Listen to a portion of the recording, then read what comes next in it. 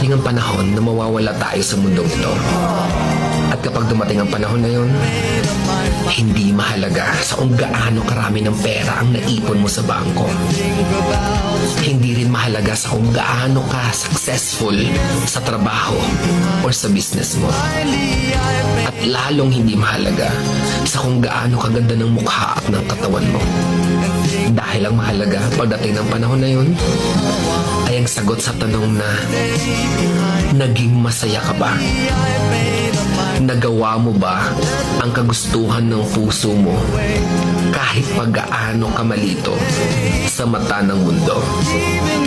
Dahil sa huli naman, ikaw naman magdadala ng mga memories na yon sa libingan mo. Hindi naman ang mga tao sa paligid mo. So make sure na bago pa dumating ang panahon na aalis na tayo sa mundong ito, siguraduhin mo sa sarili mo na magiging masaya ka at magagawa mo ang kagustuhan ng puso mo kahit pag-aano ka kontra ng mga tao sa mundo.